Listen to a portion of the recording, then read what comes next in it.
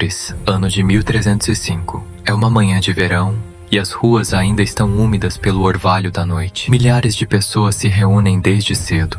Há vendedores de comida, crianças sentadas nos ombros dos pais, risadas nervosas e olhares ansiosos. Não é um festival religioso nem uma celebração real.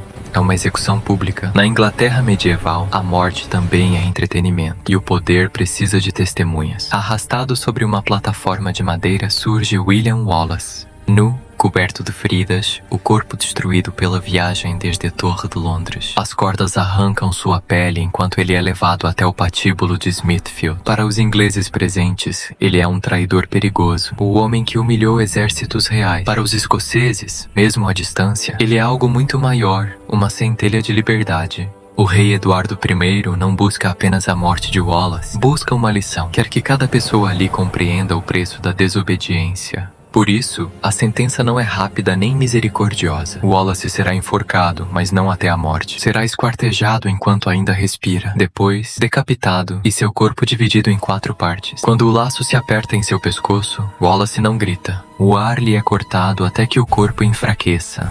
E então ele é baixado antes de morrer. O carrasco avança com a lâmina. O silêncio é absoluto. O abdômen é aberto lentamente. Seus órgãos são retirados e queimados diante dele, como se a dor fosse parte da mensagem política. Alguns na multidão se afastam horrorizados. Outros observam com fascínio. Wallace não suplica. Segundo os registros, mantém o olhar firme. Declara que não pode ser traidor de um rei a quem jamais jurou lealdade. A frase corta o ar como uma acusação. O machado cai. A cabeça é separada do corpo, mas nem isso é o fim. O cadáver é dividido em 4 partes. A cabeça será exibida na Ponte de Londres. Os membros enviados a diferentes cidades rebeldes. O rei acredita ter vencido. Ainda não sabe, mas naquele momento não está apagando um nome. Está criando um símbolo impossível de matar. A morte de Wallace não silencia a Escócia. Ela a transforma. Cada fragmento de seu corpo exibido como advertência torna-se um ponto de ignição. Em vez de medo, provoca fúria. Em vez de obediência, desperta memória. Em tavernas e lares, a história é repetida inúmeras vezes. O homem que morreu em pedaços sem jamais se ajoelhar. Mães a contam aos filhos. Anciãos a sussurram como uma oração. Eduardo I apostou tudo na guerra psicológica, mas não compreendeu algo essencial. O terror extremo, às vezes,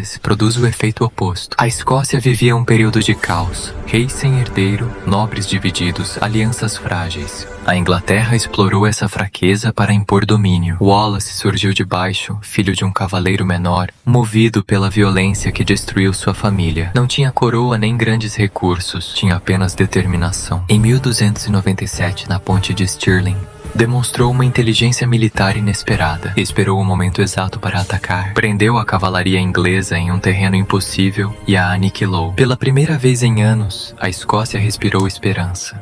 Wallace tornou-se algo perigoso, a prova de que a Inglaterra podia ser derrotada. Mesmo derrotado em Falkirk, nunca se rendeu, recusou acordos, ignorou traições e continuou lutando como um fantasma. Atacava e desaparecia. Para Eduardo, isso era intolerável. A ordem dependia do medo, e Wallace estava quebrando esse mecanismo. Sua captura foi suja, não heróica. Traído por um compatriota, acorrentado sem batalha. O julgamento em Westminster foi uma farsa. A acusação de traição era legalmente absurda. Wallace jamais foi vassalo do rei inglês, mas a lei pouco importa quando o poder precisa de um exemplo. A execução deveria encerrar o capítulo. Em vez disso, abriu. A tentativa de apagar a resistência a tornou eterna. Na Idade Média, execuções públicas eram rituais cuidadosamente planejados. O corpo punido se tornava linguagem. Cada grito, cada ferida, cada gota de sangue dizia a mesma coisa. É isso que acontece com quem se rebela. Wallace quebrou esse roteiro.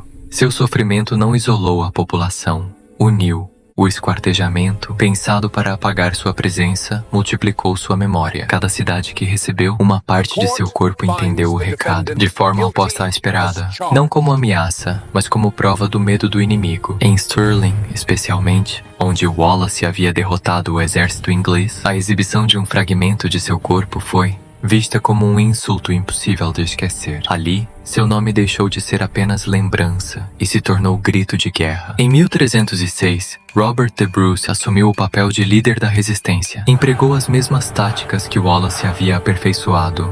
guerra irregular, domínio do terreno, ataques rápidos e imprevisíveis. Durante anos a luta continuou, alimentada pela lembrança do homem que nunca se ajoelhou. Em 1314, em Bannockburn, a Escócia conquistou uma vitória decisiva. Não foi apenas uma batalha vencida, foi a confirmação de que o sacrifício de Wallace não havia sido em vão. Eduardo I morreu sem testemunhar esse desfecho. O rei que tentou governar pelo terror não viveu para ver o fracasso de sua própria estratégia. Wallace, sem exército e sem trono, venceu depois de morto. Seu corpo foi destruído, mas sua ideia tornou-se indestrutível. Verdade final é desconfortável para qualquer império. A crueldade extrema costuma sabotar a si mesma. Eduardo I criou um espetáculo para destruir a esperança e acabou gravando a desobediência na memória coletiva. O mapa do corpo de Wallace, dividido e exposto, não apontou para o medo. Apontou para os lugares onde a resistência cresceria com mais força. Cada membro enviado tornou-se uma faísca. Cada advertência virou desafio. O poder acreditou que podia controlar a história por meio do castigo público. Subestimou algo essencial: a memória humana.